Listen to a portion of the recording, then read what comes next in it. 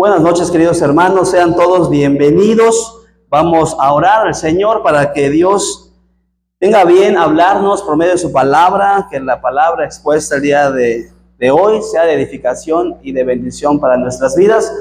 Vamos a orar. Padre, gracias por este tiempo, Señor. Te pedimos, Dios, que recibas las alabanzas como una ofrenda agradable a tus pies, Señor. Te pedimos, Padre, un corazón receptible, Señor. Te pedimos, Dios, que tu palabra sea de bendición, de edificación, Señor. Que salgamos transformados de ese lugar, Señor. Gracias, Padre, por ese tiempo. Nos ponemos en tus manos, en el nombre de Cristo Jesús. Amén.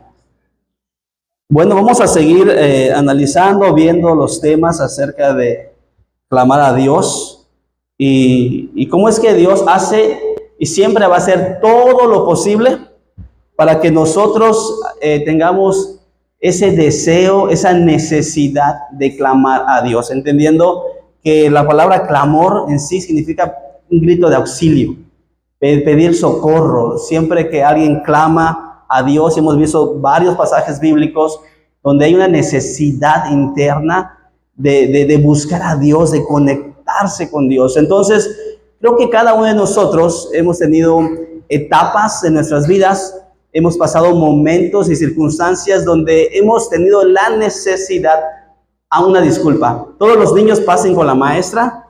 A ver, todos los niños ya me están haciendo la seña. Todos los niños pasen con la maestra. Con la maestra Day, ¿pueden pasar? Todos los pequeños. Muy bien. Entonces, Dios nos ha llevado a ese estado donde cada uno de nosotros de una u otra manera hemos clamado a Dios, ¿verdad? Siempre Dios nos ha puesto en momentos tan complicados. Yo no sé ustedes, pero yo pasé momentos muy complicados en mi juventud. Dice la hermana Daisy que a veces le da mucho temor, miedo cuando me voy a Chicxulub y a veces regreso de noche. Yo no clamo ahora, de venir, tanto de ida como de venida, pues yo disfruto. Ustedes saben que a mí me encanta la moto, el motociclismo, es mi pasión y yo disfruto ir mucho y andar por todas partes. Ya recorrí, hermanos, Yucatán, la península, ya la recorría, he ido por Sotuta, he ido toda la costa, por Tigre, he andado por todo Yucatán. Entonces yo disfruto. ¿Cuándo realmente clamamos a Dios? Cuando estamos verdaderamente muy necesitados y hay una situación extrema, ¿sí? Donde clamamos al Señor por alguna situación, una enfermedad, una tragedia. Tiene que haber mucha necesidad, ¿verdad? No clamo a Dios cuando vengo disfrutando, manejando, ¿verdad? Aunque sea de noche. Pero Dios nos ha llevado en un momento crítico en nuestro pasado, o quizás ahorita estemos pasando algún momento crítico, donde hay esa necesidad de clamar a Dios. Siempre Dios va a hacer todo lo posible para llevarnos a este estado. Sí, porque Él sabe la necesidad que hay en el ser humano, de que el ser humano se conecte con Dios y clame a Dios. ¿Por qué la gente no clama a Dios? Por la soberbia, por el orgullo, ¿sí? Creen que no necesitan de Dios. Hay una frase muy común que dice, sí creo en Dios, pero no creo en la iglesia, ¿verdad? Muy ignorantes, no saben que la iglesia es el cuerpo de Cristo. La iglesia es la novia de Cristo. Cuando Cristo venga, va a venir por su iglesia, si no viene por personas independientes. Entonces, no ven la necesidad de clamar a Dios. Y por eso es que Dios hace todo lo posible. Va a hacer todo lo posible para llevarnos a ese estado donde nosotros clamemos. Yo creo que todos nosotros, lo digo porque yo lo experimenté, hubo un momento en mi vida donde pues tuve que clamar a Dios. Sí, llegué a un estado donde dije, Señor, un estado crítico, problemas de mi juventud, problemas de mis malas decisiones, donde estuve metido en un problema, ¿sí? Y tuve que clamar a Dios. Entonces, eso es lo que hace Dios en la vida de nosotros. Y hoy vamos a estar hablando acerca de eso. Y vamos a estar viendo ese tema, ese texto, Jeremías 33:3. Es muy, muy famoso. Dice así, la Reina Valera, clama a mí y yo te responderé, te enseñaré cosas grandes y ocultas que tú no conoces. La versión Dios habla hoy dice, llámame y te responderé y te anunciaré cosas grandes y misteriosas que tú ignoras. Siguiendo la regla de interpretación, déjenme hablarles un poco del contexto. En el estado en el cual ¿sí? Jeremías recibió esta palabra, ¿sí? En ese momento Israel, el pueblo de Judá, estaban preparados para recibir a Babilonia, porque los de Babilonia junto con el rey Nabucodonosor iban a atacarlos, ¿sí? Iban a destruir todo lo que era Judá. Entonces, ¿qué sucede ahí? Que era un panorama devastador. Jeremías estaba angustiado, incluso inicia Jeremías 33, donde él está encarcelado, está en la cárcel, Jeremías.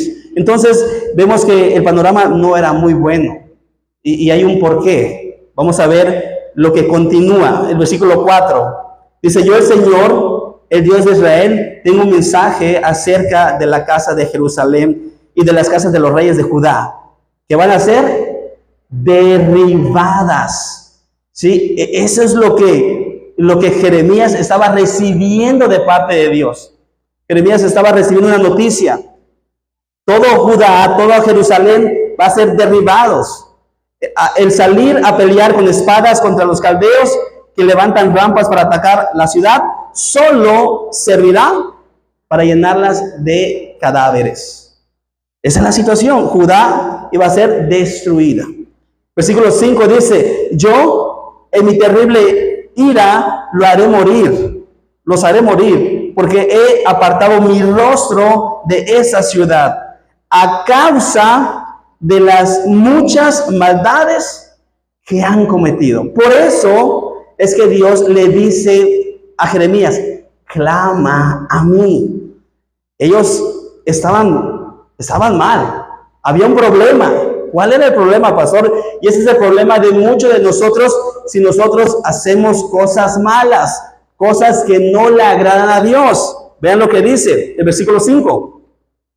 Yo en mi terrible ira los haré morir, porque he apartado mi rostro de esa ciudad. ¿Se imaginan? Que Dios aparte su rostro de nosotros. ¿Por qué Dios va a apartar el rostro de su pueblo? Imagínense que Dios aparte el rostro de la iglesia del Shaddai. ¿Por qué? A causa de las muchas maldades que han cometido. Todo aquel que comete maldades, todo aquel que provoca la ira de Dios, todo aquel que hace cosas que no le agradan a Dios, Dios aparta su rostro de la persona que está haciendo eso. ¿Sí? Es una realidad. Los babilonios iban a atacar. Dios está bajo su ira, bajo su furor, porque está molesto con el pueblo de Israel. ¿Y por qué está molesto, pastor? Porque están en desobediencia, porque están en rebeldía y por sus muchas maldades. ¿Y no acaso hubo momentos en nuestra vida donde Dios se alejó de nosotros, se apartó de nosotros, porque estábamos haciendo cosas malas que no le agradan a Dios? Esa es una realidad. Provocamos la ira de Dios cuando nosotros estamos haciendo lo que no le agrada. Todos jueces, reyes, cuando no había reyes de Jerusalén, hacían lo que querían. Hacían lo que querían y no es así, hermanos. Por eso es que Dios le dice a Jeremías, clama a mí. Y vamos a ver el versículo 6, porque ahí está lo interesante y lo bonito de este pasaje. Pero los curaré. Les daré la salud y haré que con honra disfruten de paz y seguridad.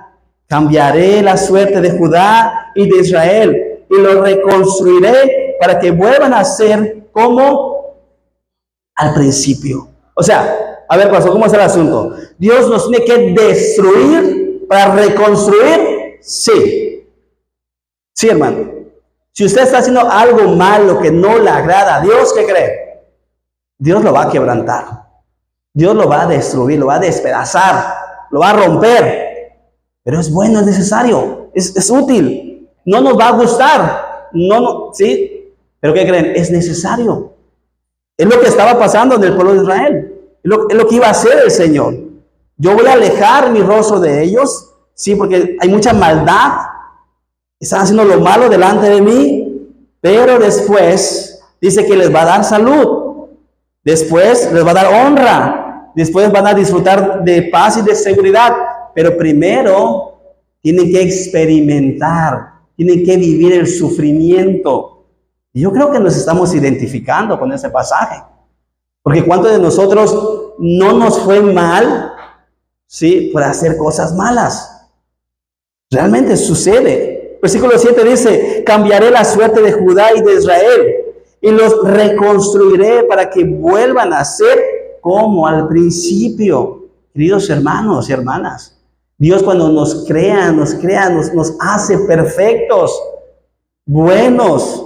Pero ¿qué sucede cuando crecemos, agarramos malos hábitos, ¿sí? Agarramos malas mañas, empezamos a portarnos mal, a desobedecer a nuestros padres, no hacemos caso, ¿verdad?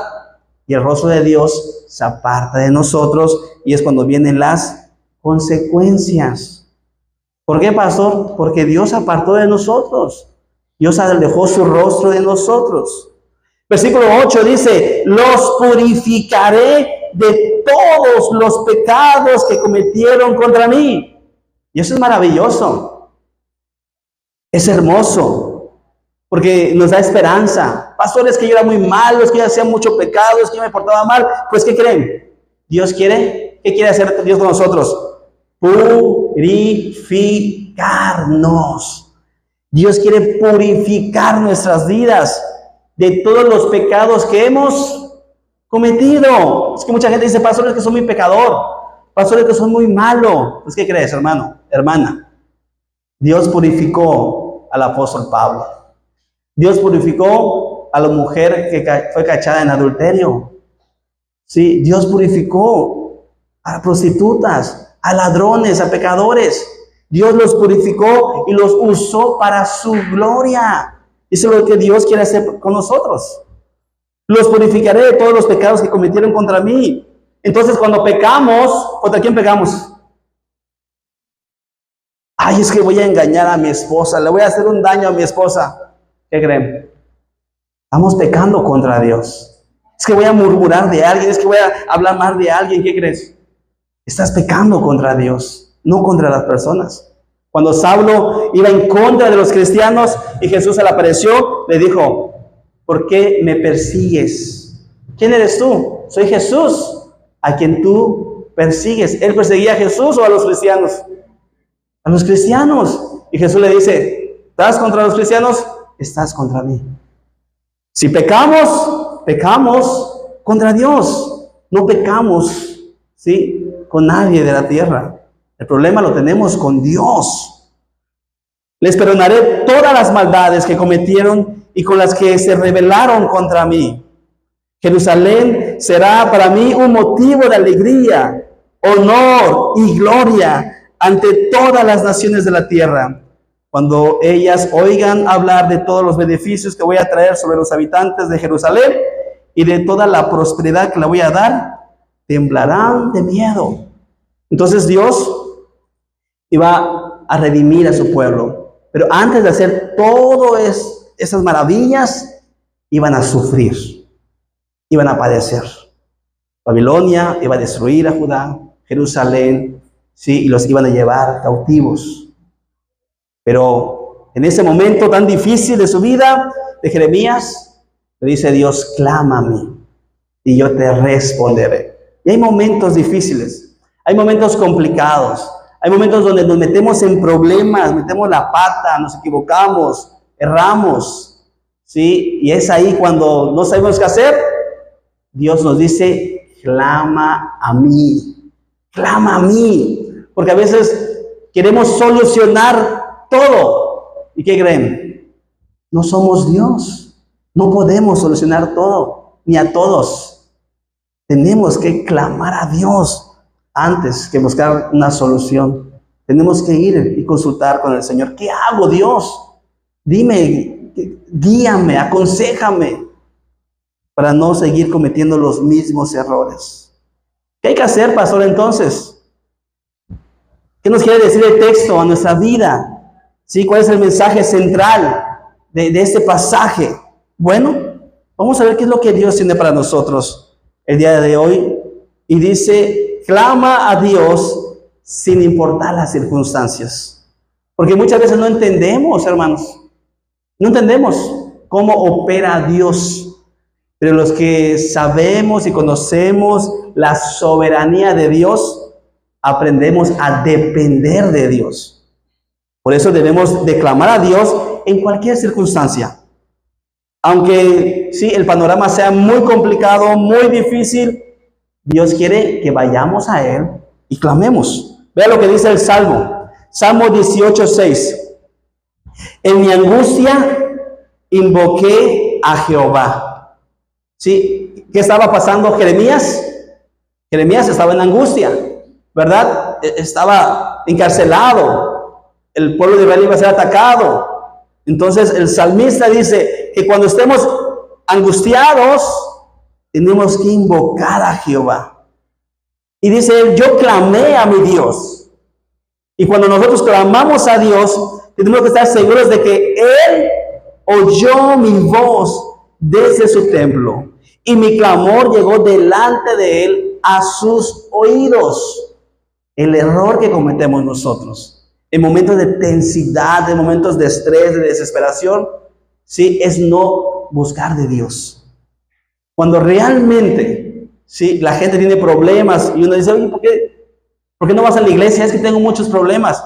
Es cuando más debes de acercarte a Dios. Es cuando más debes de buscar de Dios.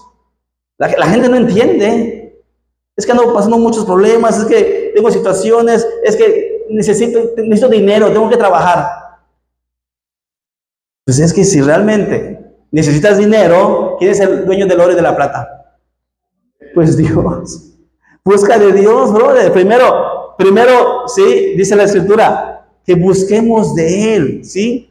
Busquemos de Él y su justicia, el reino de Dios, y todo, sí, se nos va a dar por añadidura, pero la gente no lo logra entender. Hace todo lo contrario. Realmente, ¿sí?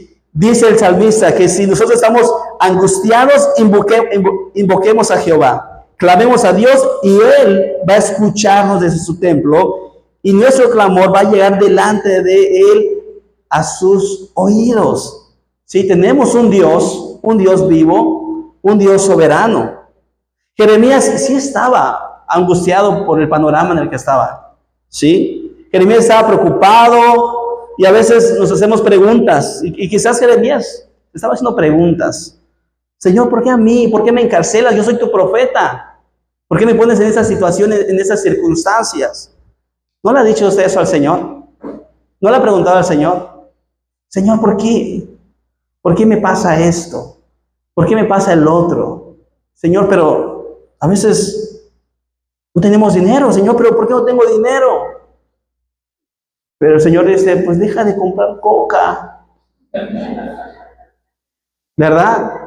Yo veo gente que de muy bajos recursos, pero hermanos, van con su coca de 2.5, no faltan todos los días. Señor, ¿pero por qué a mí? Toma agua. Ahorra. No te estés endeudando. ¿Verdad? A veces nosotros mismos provocamos las circunstancias y son consecuencias de nuestros actos, pero comúnmente es fácil echarle la culpa a Dios. Sí, el ser humano desde Génesis, desde el principio, siempre busca culpables. Y no, tenemos que reconocer que nosotros en muchas ocasiones estamos metidos en un problema, sí, porque son consecuencias de nuestros actos. Si fuéramos pentecosteses, ¿le echáramos la culpa a quién? No. Tenemos que reconocer que hay momentos en donde Dios nos lleva para que clamemos de Él, pero hay momentos donde nosotros mismos, ¿sí?, provocamos la situación y Dios lo permite, ¿sí?, por un propósito. La invitación, queridos hermanos y hermanas, con ese tema de clamar a Dios, es de que busquemos esa conexión, esa cercanía siempre, en cualquier circunstancia y en cualquier situación. Comúnmente siempre yo les pregunto en muchas actividades, ¿cuál es su texto favorito? El texto favorito del hermano Jorge Castro es Primera de Pedro 5:7. Vamos a verlo porque va muy acorde al tema. Dice así: depositen en él toda ansiedad, porque él cuida de usted. Es un maravilloso texto. Sí, desde que yo le pregunté al hermano Jorge, ¿cuál es tu texto favorito, Jorge? Sí, porque lo veo muy relajado, el hermano siempre está como si nada, ¿verdad? Le dije hoy, no se te mojó tu fe, hermano. Lo saludé cuando llegó. Y realmente cuando atesoramos un texto, cuando nos apropiamos de un texto, es nuestro estandarte.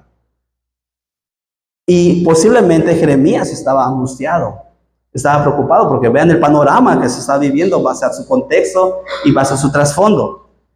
Pero cuando estemos con ansiedad, tenemos que depositar en el Señor, ¿sí?, toda esa ansiedad, porque Él cuida de nosotros. ¿Quién cuida de nosotros? Dios. Pero a veces sí nos preocupamos, claro, por supuesto, nos angustiamos, nos desesperamos. Pero necesitamos recordar, el texto del hermano Jorge, el favorito, Primera de Pedro 5:7. Deposita, no lo traigas. No traigas la angustia, porque te vas con la angustia al trabajo, te vas con la angustia en tu casa, te vas con la angustia, sí, a todas partes. Esa angustia, deposítala en el Señor, déjala en el Señor, sí, porque Él va a cuidar de ti. Amén. Segundo punto, la respuesta, que es una promesa, vas al texto de Jeremías 33:3. Yo te responderé. Sí, es una maravillosa promesa de parte de Dios. Saber que cuando nosotros clamemos a Dios, cuando nosotros invoquemos al Señor, Él nos va a responder, es una maravillosa promesa para nuestras vidas. En esos momentos difíciles, en esos momentos de incertidumbre, de no saber qué va a pasar. Yo no sé cuántos de ustedes se han metido a un pantano. Pero cuando tú te metes a un pantano, sí, está resbaloso adentro, no sabes, está oscuro, el pantano no se ve. Y realmente entras con una incertidumbre de no saber si te vas a cortar, si hay culebras, no sabes, si hay un hueco, te vas a ir hasta el fondo, no lo sabes. Y cuando tú entras a un pantano, pues es un estado de incertidumbre. Y en ese estado estaba Jeremías. Él no sabía qué iba a pasar.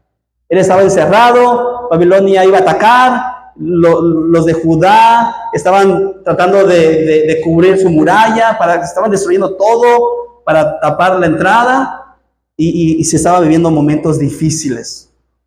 Y eso es lo que a veces suele pasar en nuestras vidas, ¿sí? Incertidumbre. ¿Qué va a pasar con nosotros de aquí en 5 años? ¿Qué va a pasar con nosotros de aquí a 3 años? ¿Cómo va a estar mi salud? ¿Sí? La incertidumbre muchas veces, sí, provoca una preocupación. Te ocupas. La preocupación, sí, está dividido en 2 partes. Preocupación. ¿No ha pasado? Los jóvenes que se estuvieron inscribiendo en su examen de admisión estaban con la incertidumbre de saber si queda o no queda. ¿Cómo se siente eso? Sí, difícil, ¿verdad? ¿Será que voy a quedar? ¿Será que no voy a quedar? Yo presenté mi examen de admisión también aquí en la UTC. Y dije, Señor, pues tú sabes. ¿Y qué creen?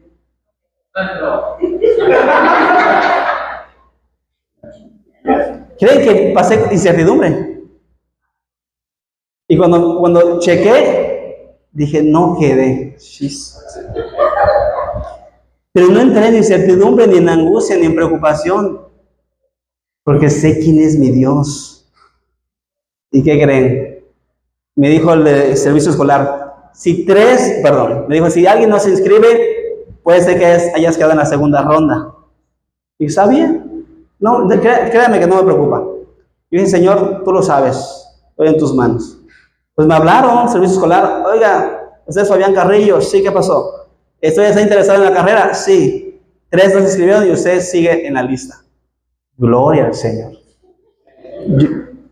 Pero hay incertidumbre. Y cuando iba a buscar trabajo en los hoteles, metía mi currículo en diferentes hoteles y estaba con la incertidumbre de saber quién me va a hablar, si voy a conseguir trabajo en la semana, si voy a tener entrevistas. La incertidumbre, sí, muchas veces nos preocupa, es difícil. Hoy, por ejemplo, a las 5, ¿cómo estaba la lluvia? Estaba fuerte, hermanos. Fuerte, el hermano Gabriel viene mojado. Yo vine con las chicas también mojándonos. Ya nomás llegamos a la universidad, le dije, vengan por ellas. Sí, pero estaba con la incertidumbre. Dije, es que aquí en Yucatán, con poquita lluvia no vienen a la iglesia, Señor, por favor. Que no se moje su fe. Aunque les he enseñado que llueva, truene o relampaguee, ¿verdad? Hay que estar con el Señor aquí en la iglesia. Pero hay incertidumbre. Muchas veces suele pasar eso. Pero hay que tener la certeza que la segunda parte donde el texto dice, yo te responderé. Tenemos que tener esa convicción, esa confianza de que Dios nos va a responder cuando nosotros clamemos a Él. Vea ese maravilloso texto que viene en la primera carta de Juan, capítulo 5. Dice, esta es la confianza. Tenemos que tener confianza. Esta es la confianza que tenemos. ¿Al qué? ¿Se da cuenta? O sea, nuestra confianza en el Señor va a estar cuando nos acerquemos a Él. Tenemos que acercarnos al Señor. Esa es la confianza que tenemos al acercarnos a Dios. Que si pedimos conforme su voluntad, Él nos oye. Él nos oye. En medio de la incertidumbre de no saber cuál va a ser la respuesta, qué va a suceder en el trabajo, qué va a suceder con mis hijos, qué va a suceder con el examen de admisión, no sé. En cualquier incertidumbre que tengamos, acuérdense de ese texto, que tenemos que tener la confianza de que cuando nos acercamos a Dios y que si le pedimos conforme a su voluntad, Él nos oye. Y si sabemos que Dios oye todas nuestras oraciones, podemos estar seguros de que ya tenemos lo que hemos pedido. ¿Se da cuenta? Tenemos que estar seguros de que ya tenemos lo que hemos pedido. Esa es la confianza.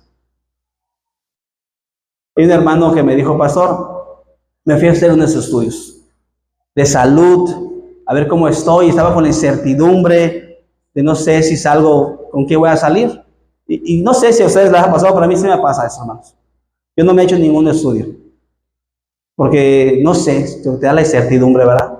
De saber, chispas, ¿qué será que tendré? A veces nos vemos sanos, pero no siempre estamos sanos. Entonces me dice el hermano, me fui a hacer unos estudios y yo le pedí perdón al Señor. Le dije, sí, hermano, sí. Pues. Dije, Señor, ya no voy a comer cochinita ya. Pero por favor que salga bien mis estudios.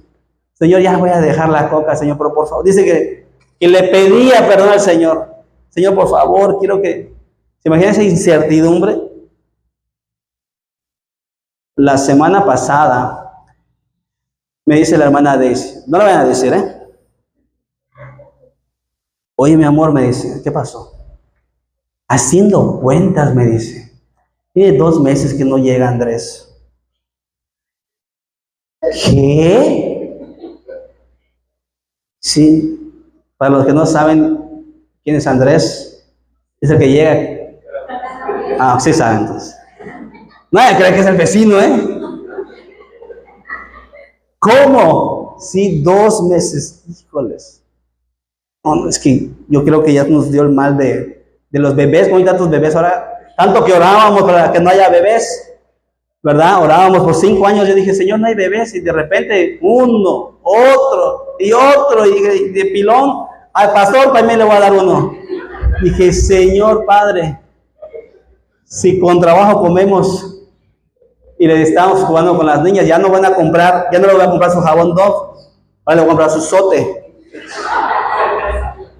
Sí, ya no van a dormir aquí en este cuarto con clima, ahora se van al otro cuarto, el bebé tiene que estar acá. Estamos planeando ahí todo, hermanos. Ya le habíamos puesto ese apodo, pilón. Piloncín, íbamos a decir. ¿Y qué sucedió? Pues que ya gracias a Dios, pero orábamos. Señor, si es tu voluntad, pero que no sea tu voluntad, Señor, por favor. Señor, por favor, aceptamos, pero mejor si no. Y gracias a Dios, Él escuchó nuestro clamor. Dios nos pone en situaciones donde quiere que clamemos a Él. Así que, gracias a Dios no hay, hermanos. Dios respondió la oración de Ana. Dios siempre responde, eso es maravilloso. Dios responde. Dios respondió la oración de Ana. Dios, no voy a decir nada, hermanos, es aquí entre nosotros. Dios respondió la oración de Elías, ¿verdad? Elías oró y no llovió 3 días. Dios respondió la oración de Sansón. ¿De dónde venía la fuerza de Sansón? Muy bien, muy bien. Sí, la fuerza de Sansón venía de Dios, no de su cabellera. Entonces, Dios le devolvió la fuerza a Sansón, a Colis, ¿verdad? Pablo también y Sila estaban orando y ¿qué pasó? Pues abrieron las celdas, se rompieron los grilletes. Dios siempre responde, eso es maravilloso. Es maravilloso cuando Dios responde. Busquen en sus Biblias, porfa, eso no está aquí en la pantalla, pero pueden buscar en sus Biblias. Vamos a leer ese maravilloso texto.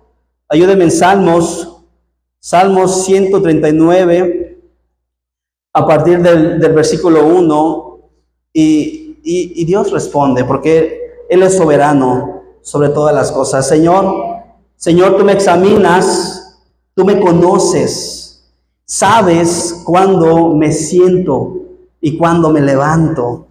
Aún a la distancia me lees el pensamiento, mis trajines y descansos los conoces. Todos mis caminos te son familiares. No me llega aún la palabra a la lengua cuando tú, Señor, ya la sabes toda. Tu protección me envuelve por completo. Me cubres con la palma de tu mano. Conocimiento tan maravilloso rebasa mi comprensión, tan sublime es que no puedo entenderlo. ¿A dónde podría alejarme de tu espíritu? ¿A dónde podría huir de tu presencia? Si subiera al cielo, allí estás tú. Si tendiera mi lecho en el fondo del abismo, también estás allí. Si me elevara sobre las alas del alba o me estableciera en los extremos del mar, aún allí tu mano me guiará. Me sostendría tu mano derecha. Y si dijera que me oculten las tinieblas, que la luz se haga noche en torno mío, ni las tinieblas serían oscuras para ti. Y aún la noche sería clara como el día. Lo mismo son para ti las tinieblas que la luz. Tú creaste mis entrañas, me formaste en el vientre de mi madre. Te alabo porque soy una creación admirable. Tus obras son maravillosas y esto lo sé muy bien. Mis huesos no te fueron desconocidos. Cuando lo más recóndito era yo formado, cuando lo más profundo de la tierra era yo entretejido. Tus ojos vieron mi cuerpo en gestación. Todo estaba ya escrito en tu libro. Todos mis días se estaban diseñando, aunque no existía uno solo de ellos. Cuán precioso, oh Dios, me son tus pensamientos. Cuán inmensa es la suma de todos ellos. Qué hermoso texto, hermanos. Realmente Dios responde nuestra oración donde quiera que estemos, sin importar las circunstancias, sin importar el problema, la tragedia, porque Él es nuestro Padre. Amén. Amén. Para terminar, queridos hermanos, el texto dice que Dios le reveló a Jeremías lo que iba a suceder previo a lo que iba a pasar con Babilonia, el sufrimiento. Dice, y enseñaré cosas grandes y ocultas que tú no conoces. Realmente habrá grandes cosas y ocultas que nosotros aún no conocemos, ¿sí? No sabemos qué va a pasar, hermanos. No sé dónde vamos a estar, qué va a suceder. Pero lo que sí sé, sí, yo no puedo definir si yo estaré aquí en esta iglesia en 5 años, no lo sé. ¿Sí? Solamente Dios lo sabe. Yo no sé si los jóvenes por los que he estado orando mucho van a terminar su carrera y van a ver aquí contadores, abogados, doctores, sí, licenciados, no lo sé. Quisiéramos, estamos orando por eso, ¿verdad? Oramos para que haya una generación de profesionistas que sirvan al Señor con sus dones y con sus talentos. Pero lo que sí sé es lo que dice la palabra. Eso sí lo sé, hermanos. Jeremías 29:11 dice: porque yo conozco los planes que tengo para ustedes. Nosotros no lo conocemos, pero Dios sí lo sabe. Él sí sabe los planes que tiene para la iglesia El Shaddai. ¿Sí? Y los planes que Dios tiene para cada uno de nosotros, dice el Señor, son planes de bienestar. Dios quiere que realmente estemos bien. Muchas veces por nuestra desobediencia, muchas veces por no querer, ¿sí? Escuchar la voz de Dios, no querer la corrección, muchas veces por no hacer caso, nos perdemos de los maravillosos planes que Dios tiene para nosotros. Yo le decía a los jóvenes, me hubiera gustado conocer a Dios a los 15 años, pero ¿qué creen? Yo vengo de cuna cristiana. Mi familia, sí, es de la iglesia, pero mi duro corazón, mi rebeldía en contra del Señor, el querer hacer mi voluntad, me llevó a perderme esos maravillosos años y conocí al Señor hasta los 27 años. Pero me hubiera gustado servir al Señor, ir a los campamentos desde los 15 años como los jóvenes. Es maravilloso. Pero sin embargo, nunca es tarde para recapacitar, para reconocer, arrepentirnos, porque Dios todavía guarda esos planes para nuestras vidas. Yo no sabía que iba a ser pastor, sí, pero ese lugar Dios lo tenía, y Dios tiene esos planes, y esos planes son para nosotros. Nadie va a ocupar ese lugar, porque tienen tu huella. ¿Sí? Si tú quieres perder la bendición, si tú quieres perder ese lugar, ¿sí? Tú vas a decidir si no quieres disfrutar de lo que Dios tiene para tu vida. Pero lo que sí dice el texto, ¿sí? Lo que sí dice el Señor es que esos planes son de bienestar. Dios quiere el bien para nosotros. Dios quiere el bien para su iglesia y no de calamidad. Nosotros, ¿sí? Me gusta hacer esto, hermanos. Me gusta invertir el texto. ¿Qué sería si dice el Señor en ese pasaje, yo no sé ni tengo planes para ustedes? ¿Te imaginas? ¿Cómo nos sentiríamos si Dios nos dijera, no tengo nada para ustedes? ¿Cómo? Yo en lo personal me iría vacío. Me iría vacío de aquí. Si el Señor me dice, yo no tengo nada para ti. No tengo ni un plan para ti. Y no tengo bienestar para tu vida. ¿Qué es lo contrario de bienestar? Calamidad. Tengo lo peor para ti. Y no hay futuro. Me gusta hacer esto para que sintamos, y realmente yo hasta me siento así como, Señor, que no deseo que sea así el texto. No me gustaría que sea así el texto. Pero cuando no obedecemos al Señor, eso sucede. Cuando no escuchamos la voz de Dios, no hay futuro, no hay esperanza, no hay bienestar, no hay planes, no hay nada. Hoy llévate esto, hermano. Llévate esta maravillosa promesa de saber que Dios sí tiene planes para ti. Sí, tiene planes para la iglesia. Y son planes de bienestar y no de calamidad, a fin de darnos un futuro. Yo quiero un futuro para la iglesia, quiero un futuro para los jóvenes, quiero un futuro para cada uno de nosotros, para los varones. Y quiero esperanza, porque mi esperanza está en el Señor. Quiero terminar haciendo la oración de Efesios 3. Orar por ustedes, hermanos, porque no sabemos, ¿sí?, qué va a ser de nosotros. Lo que sí sé y lo que sí aprendí hoy es que tengo que clamar al Señor y Él me va a responder. Quiero orar por ustedes de esta manera. Y dice así el texto de Efesios 3. Por esta razón me arrodillo delante del Padre, de quien recibe nombre toda familia en el cielo y en la tierra. Le pido que por medio del Espíritu y que en el poder que procede de su gloriosa riqueza, los fortalezca a ustedes en lo íntimo de su ser, para que por fe Cristo habite en sus corazones. Y pido que arraigados y cimentados en amor, puedan comprender junto con todos los santos cuánto ancho, largo, alto y profundo es el amor de Cristo. En fin, que conozcan ese amor que sobrepasa nuestro conocimiento, para que sean llenos de la plenitud de Dios, al que pueda hacer muchísimo más que todo lo que podamos imaginarnos o pedir, por el poder que obra eficazmente en nosotros. A Él sea la gloria en la iglesia y en Cristo Jesús por todas las generaciones, por los siglos de los siglos. Amén. Vamos a orar. Padre, gracias Dios por tu palabra. Gracias Dios porque siempre hay algo nuevo para nosotros. Edifícanos siempre, Señor. Mueve nuestro corazón. Inquiétanos, Señor. Que tu iglesia siempre clame y busque cada día más de ti, Señor. Si hemos estado haciendo cosas que no te agradan, Señor, te pedimos que nos perdones, Padre. Si necesitamos pasar por sufrimiento, Señor, a ti sea la gloria, Señor.